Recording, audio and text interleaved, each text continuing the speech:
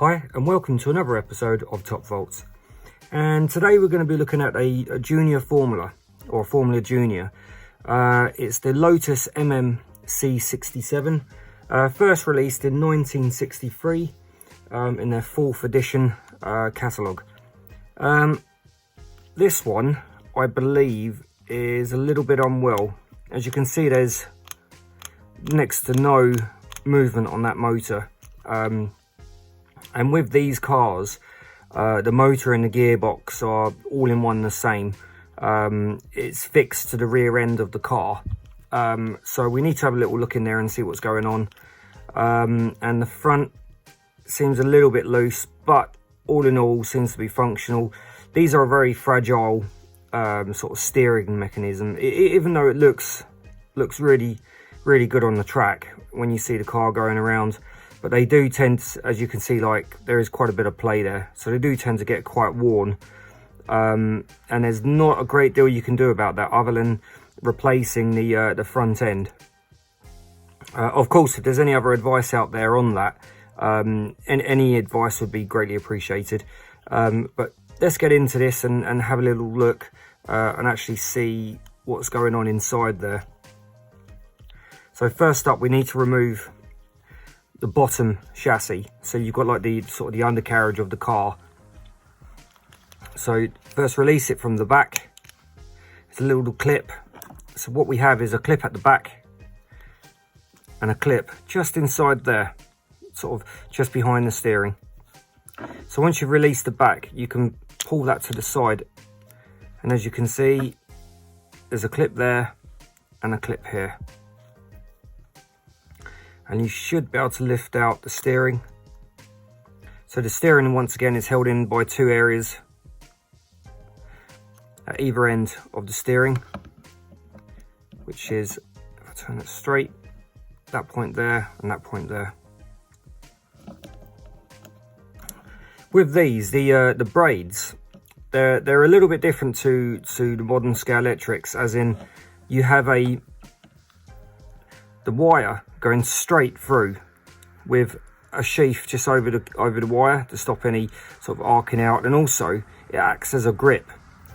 If I move that forward, it grips into the side of the guide, and then you literally solder the braid straight onto the wire and then put the sheath over the top of that, and then you bend that over, and that's the same both sides. So very basic way of doing it, but it works very well.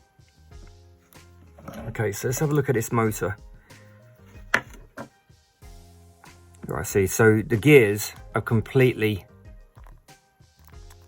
they're completely sheared off. There's, if I can zoom in on that, as you can see, there's next to no teeth on there at all now. Yeah, it's literally completely let go. Okay, but overall the motor looks very clean. Maybe a little bit of a clean on the pickup, but the brushes look good. The spring's in good condition. So we lift that up, and once again, this is on a pivot joint, very similar to the RX motors.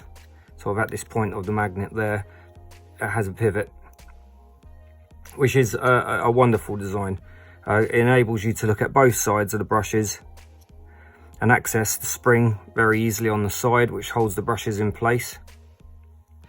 So I think we need to replace this rear end, and I think I may have an old one, a used rear end that might actually fit on there. Okay, let's have a little look.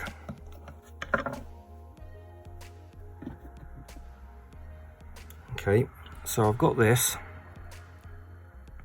and the teeth appear to be in good condition. It's making connection. I still have the center section of the motor on there as well, with the wires actually looking good condition. So we probably need to clean the pickup area, and it all seems to be making connection. So let's see if we can replace the worn out cog with this one right here. It looks to be the same setup. Okay, so let's put it to one side for a moment. Let's remove the motor. Okay, put that to one side.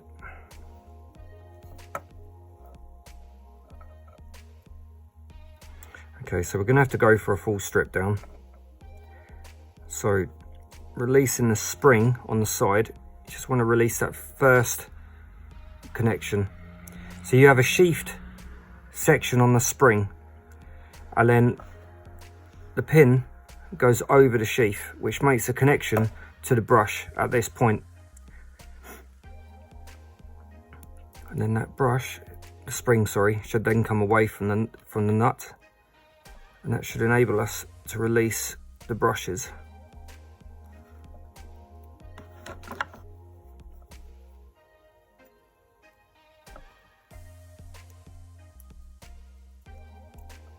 Just carefully release those brushes out of there. That one.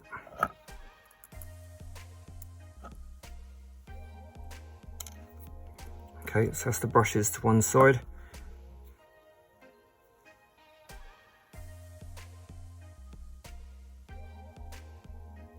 It all looks good. Okay, so now we're going to release.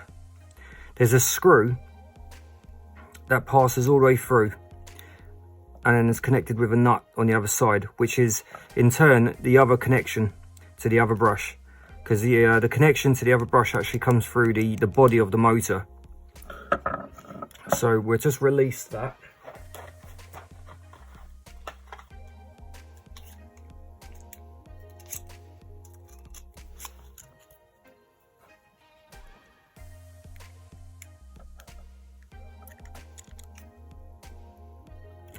They're not often done up very tight because these are just made of brass.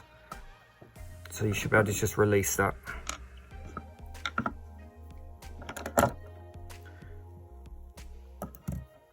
That releases the wire from the other side, and there's a little brass nut. So now we'll put this to one side.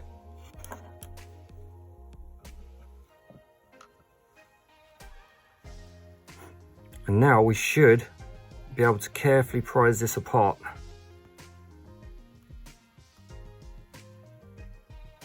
You'll find the magnet does a very good job of holding it together. That should release out. So if you saw what I did there, I bent it around and then lifts out. There's a little catch. I just put the retaining bar to one side, and now we can remove the magnet.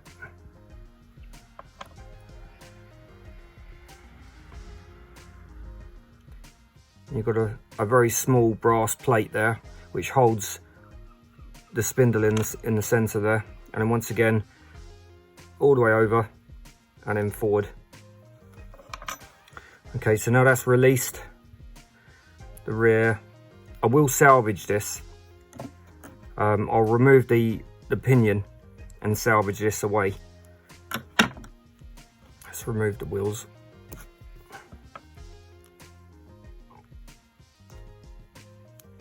Let's place that to one side.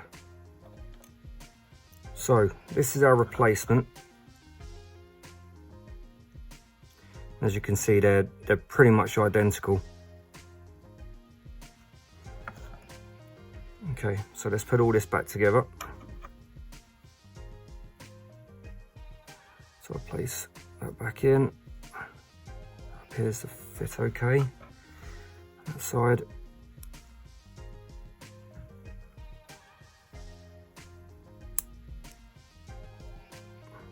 Perfect.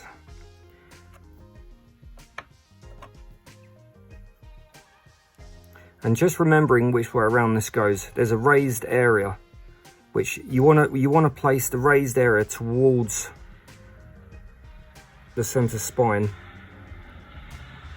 and close those in. And as you can see, that moves quite freely.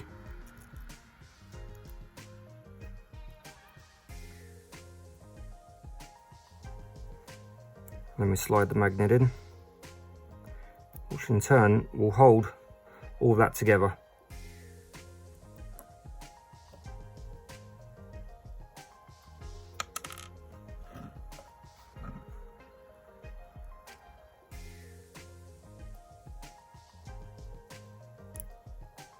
Okay.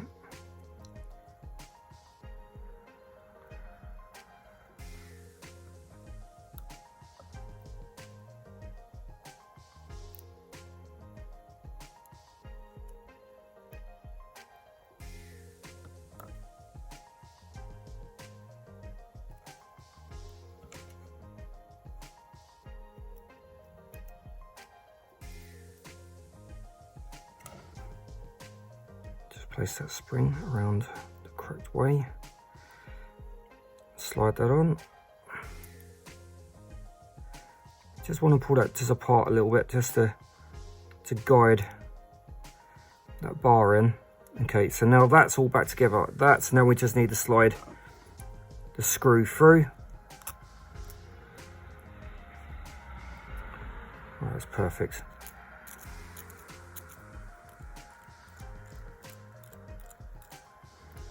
Okay, now we want to put our connection back.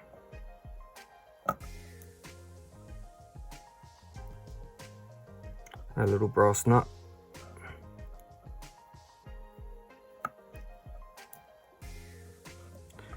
Like I mentioned, you really don't need to do this up very tight at all. Okay, so we'll now place the spring back in.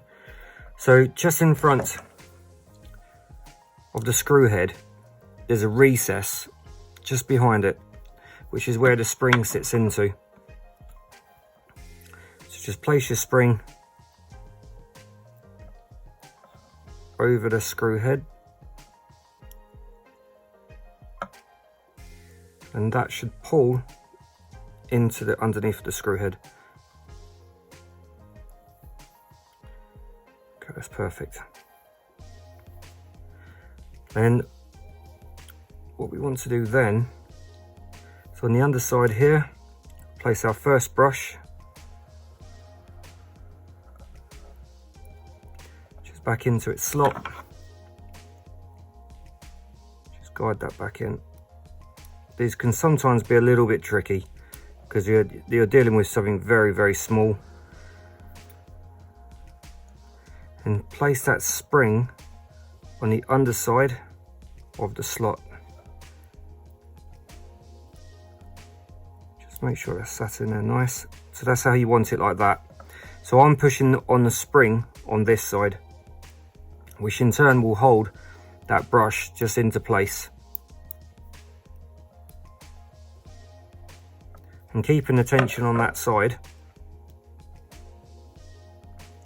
place your other brush. Like I said, this can be a little bit fiddly, so you know, just take your time. Guide that back in and you should be able to release that spring. Okay, so that's the brushes back into place. So now all we want to do is put the connection over the sheathed wire. So as I mentioned before, on one side of the wire there's a sheath which stops the connection. There's a little hair there. So what you want to do is slide that, pull that spring down. What you're doing, you're feeding that over the sheath, but making connection to the pickup, to the brush. Okay, so that all appears to be working quite nicely. Okay, so replace this back into the body of the car.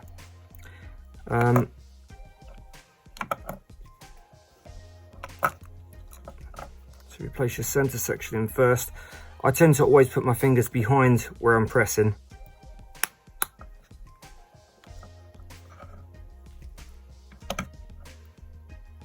Just ensure that that is where that wants to be.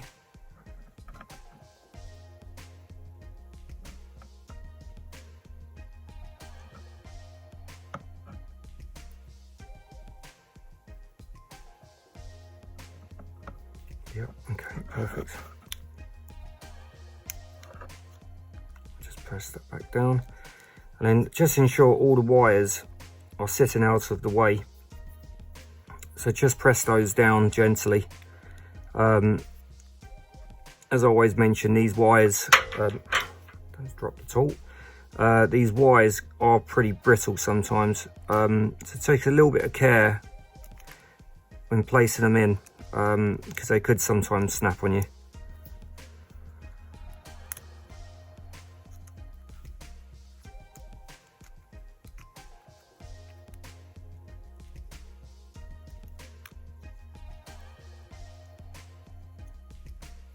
Okay, so now it's time to put the body shell back on. Sorry, the undercarriage. Just keep those wires to one side for a moment.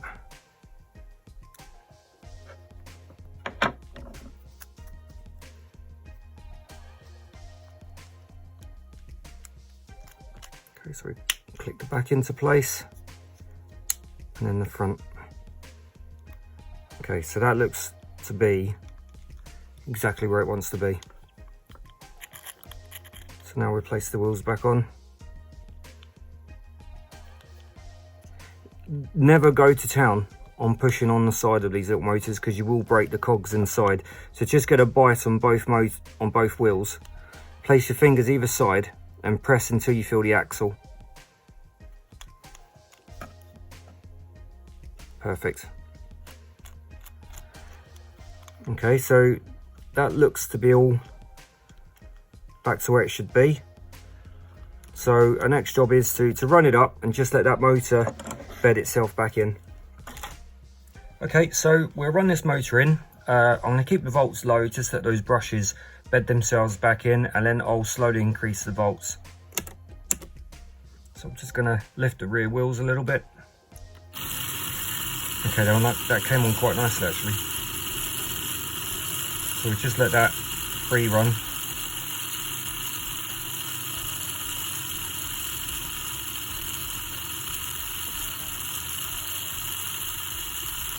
I'll tell you what, I'm going to give that a little bit of oil. Sounds like it's just running just a tad dry.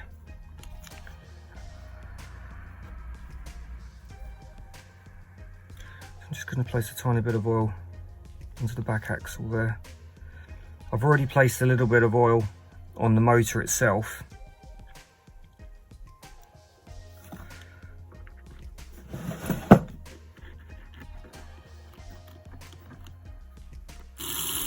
Okay, that's better. So I'm just going to increase the volts.